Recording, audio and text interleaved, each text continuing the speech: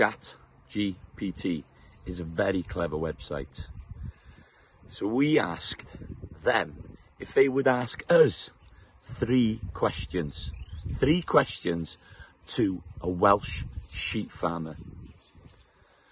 And as a very clever website, it gave us some very interesting questions. So have a listen and see what the answers were to these questions. I asked GPT Chat for three questions that it would ask a Welsh sheep farmer. Well, the challenges that are hitting Welsh hill farmers are unbelievable. And you know, number one, it's the land. Land is being bought in by multinational corporations for tree planting. Some of the so-called rewilders are buying land up, and this is land, you know, that a young farmer or farming family can't go against these corporations, these charities who have millions of pounds. And I think as well, you know, we've got a lot of challenges ahead of us with policies from Welsh Government. So the single farm payment's okay till about 2025, but after that, how do we know how that money's going to be divided in between the farming communities? A lot of projects and a lot of policies are driven to take stocking densities down. I'm looking at a lot of areas in Wales where there's undergrazing now, not overgrazing, and that could be a worse problem in the long run. We need to protect our habitats, we need to protect our farming way of life, we need to protect our language as Welsh speakers, and we need to work together to find a solution to make sure there's a future for farming families on beautiful hill farms all across Wales, actually all across the UK, because it does look like it's a bit of a Highland clearance like they did up in Scotland many years ago.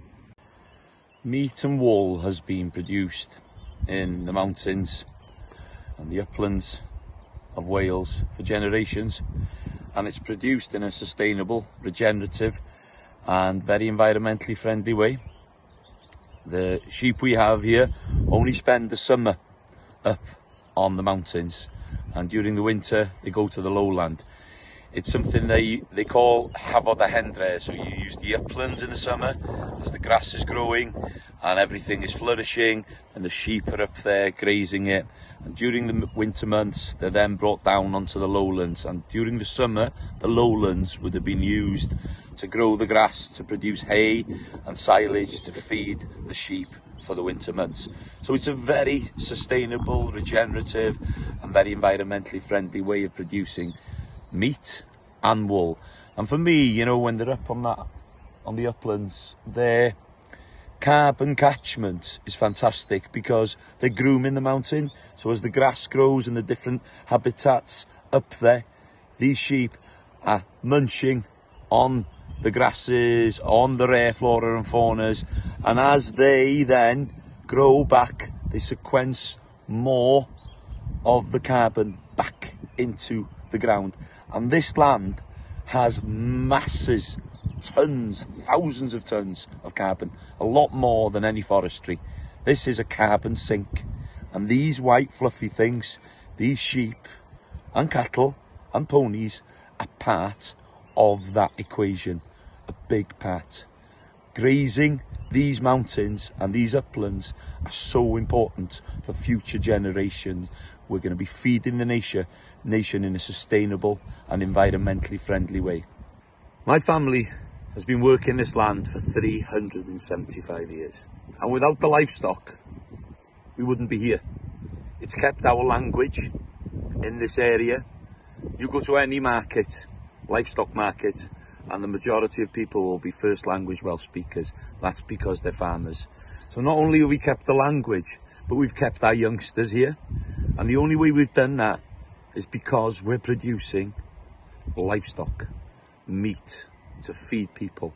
and it's really important in Wales.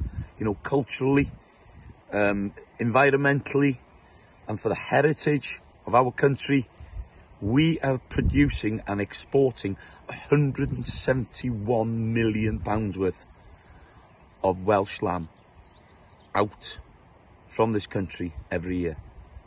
It's a massive export.